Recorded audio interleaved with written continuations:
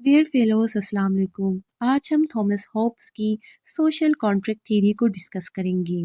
ہم یہ دیکھیں گے کہ تھامس ہوبز نے اپنی سوشل کانٹریکٹ تھیوری میں انسان کی اسٹیٹ آف نیچر کے بارے میں کیا بتایا، اور اس کے علاوہ ہم یہ بھی دیکھیں گے کہ وہ کیا وجوہات تھی جس کے بنا پر تھامس ہوبز کے مطابق انسان ایک سوشل کانٹریکٹ میں آئے اور ایک سول سوسائٹی کی بنیاد رکھی۔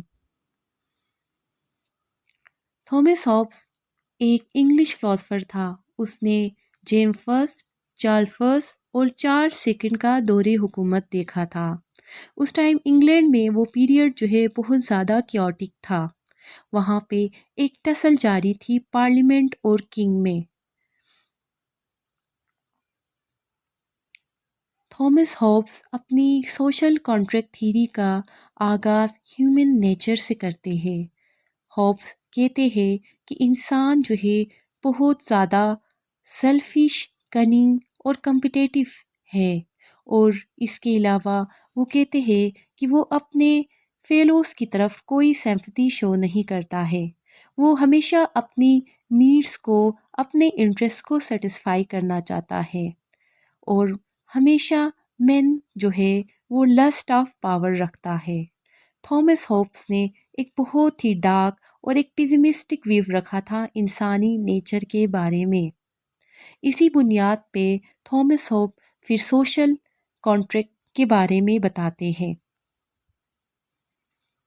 تھامس ہوب اس کے بعد اپنی سوشل کانٹریکٹ تھیوری میں اسٹیٹ آف نیچر کے بارے میں بتاتے ہیں۔ تھامس ہوبز کہتے ہیں کہ اسٹیٹ آف نیچر میں ہمیشہ جنگ و جدل کا ایک سما تھا، وہاں پہ ایک کنٹینیوس اسٹرگل تھی اور ایک اسٹیٹ آف وار تھی۔ اس اسٹیٹ آف نیچر میں ہر انسان، ہر آدمی دوسرے آدمی کا دشمن تھا، اور ان کے اوپر کوئی اتھارٹی چیک کرنے کے لیے نہیں تھی۔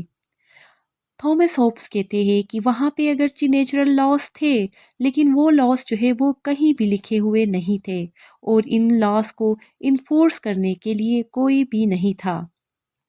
اسٹیٹ آف نیچر میں رائٹ اور رانگ میں کوئی ڈسٹنکشن نہیں تھی، اور جس کی لاٹھی اس کی بیس کے جیسا سما تھا۔ تو تھامس ہوبز ایک بہت ہی پیسمسٹک ویو اور ایک بہت ہی ڈارک پکچر ڈرا کرتے ہیں اسٹیٹ آف نیچر کے بارے میں۔ اس کے بعد تھامس ہوبز بتاتے ہیں کہ کیا ایسا کیا ہوا کہ جس کی بنیاد پہ انسان نے ایک سول سوسائٹی کی بنیاد رکھی اور ایک سوشل کانٹریکٹ کا آغاز ہوا، اور باقاعدہ سے حکومت جو ہے وجود میں آئی۔ تھامس ہوبز کہتے ہیں کہ مین اگرچہ ایموشنل ہے، لیکن اس کے پاس ریزن بھی ہے۔ مین جو ہے فیئرفل ہے۔ مین اسی وجہ سے، اسی فیئر کی وجہ سے، اسی فیئر آف وائلنٹ ڈیتھ کی وجہ سے مین جو ہے ایک سوشل کانٹریکٹ میں انٹر ہوتا ہے۔ تھامس ہوبز کہتا ہے کہ مین نے اپنی تمام جو ہے رائٹس ایک آدمی یا ایک انسان کو سرنڈر کیے۔ اب اس کانٹریکٹ میں ایسا کیا ہوا؟ اس کانٹریکٹ کے ایسے کیا امپلیکیشن ہے تھامس ہوبز کے؟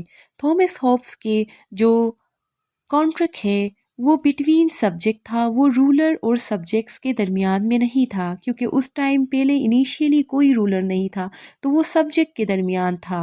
اور اس کے علاوہ تھامس ہوبز کا جو کانٹریکٹ ہے وہ irrevocable ہے، کیونکہ جب لوگ اپنے رائٹس کو سرنڈر کرتے ہیں، اس کے بعد وہ اس کو ریووک نہیں کر سکتے ہیں، اور اس کے بعد یہ جب سارے اپنے رائٹس کو سرنڈر کرتے ہیں ایک انسان کے سامنے، تو وہ اس کو ایک ایبسولوٹ رولر بناتے ہیں۔ ایبسولوٹ رولر سے بنانے سے مراد یہ ہے کہ وہ اس کے فیصلوں پر کوئی سوال نہیں اٹھا سکتے ہیں۔ تھامس ہوبز کا کانٹریکٹ ریولوشن کو بھی نیگیٹس کرتا ہے۔ جب ایک انسان جو ہے کسی کو اپنے سارے رائٹ سرنڈر کرتا ہے اور وہ کانٹریکٹ irrevocable ہو، تو اس کا مطلب ہے کہ وہ لوگ اس سے بغاوت نہیں کر سکتے ہیں، وہ ہر حال میں اس کانٹریکٹ کو ماننے کے لیے تیار ہوں گے۔ یہ تھامس ہوبز کا سوشل کانٹریکٹ تھا۔ نیکسٹ کلاس میں ہم جان لاک کا سوشل کانٹریکٹ دیکھیں گے جو کہ تھامس ہوبز کے سوشل کانٹریکٹ سے کمپلیٹلی ڈفرینٹ ہے۔ Thank you.